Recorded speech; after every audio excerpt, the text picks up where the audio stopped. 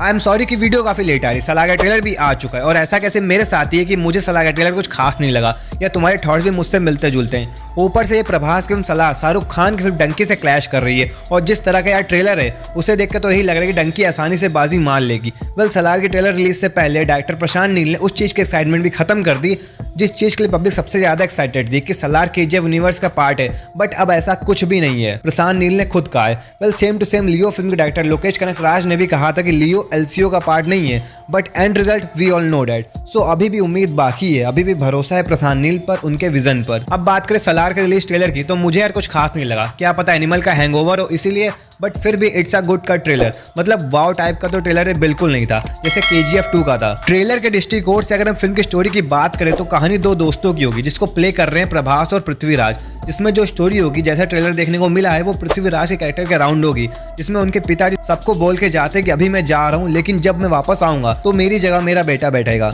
जब बाप उसका चला जाता है तो उसके राज्यसभा के दो लोग ये प्लानिंग करते कि उसे वो अपने रास्ते से हटा दें तो उनका रास्ता साफ हो जाएगा। वेल, इन्हीं सबके बीच आगे मदद के लिए पृथ्वीराज ने बचपन के दोस्त प्रभास को बुलाते हैं क्योंकि उसने उससे बचपन में प्रॉमिस किया था कि मैं तेरे लिए कुछ भी करूंगा, तुझे एक आंच भी नहीं आने दूंगा। और यहाँ एक बात पे तो प्रशांत नील की तारीफ करनी पड़ेगी, उन्होंने जिस तरह प्रभास को इंट्रोड्यूस करा है ना, हाँ थोड़ा वीक स्क्रीन प्रेजेंस जरूर है पर फिर भी चलता है। प्रभास की पिछली मास्टरपीस फिल्में से तो काफी बेहतर है और इस बार प्रभास को देख के लग रहा है कि हाँ उनकी परफॉर्मेंस बढ़िया देखने को मिलेगी। वेल, यहाँ मैं तुमको बता दूं कि ऐसी भी खबरें आ रही है कि सलार प्रशांत नील की पुरानी फिल्म उग्रमम से इंस्पायर्ड होगी क्योंकि उग्रमम में भी फ्रेंडशिप पे जोर दिया था और सलार के ट्रेलर में भी हमने फ्रेंडशिप को ही मेन पॉइंट देखा है। और कुछ उग्रमम मूवी जैसे सीन भी हमें देखने को मिले हैं ट्रेलर में। जैसे उग्रमम मूवी में बाला और अगस्त्या दोनों बचपन से अच्छे दोस्त होते हैं, सेम टू सेम सलार में भी देवा और वर्धा बचपन से ही अच्छे दोस्त हैं, लेकिन उग्रमम में बाला के हाथों अगस्त्या के भाई का खून हो जाता है जिसकी वजह से अगस्त्या उसे छोड़ के एक नॉर्मल लाइफ जीने चला जाता है। जहाँ सलार के ट्रेलर में भी हमें देखने को मिलता है कि देवा वृद्धा से कुछ प्रॉब्लम्स की वजह से दूर चला जाता है। फिल्म उग्रमम में अगस्त्या आगे जाके मैकेनिक का काम करता है, वहीं यहाँ पर प्रभास ने देवा को देख के हम कह सकते हैं कि वो भी एक मैकेनिक है। लेकिन अगर तुम ये सोच रहे हो कि सलार उग्रमम का रीमेक है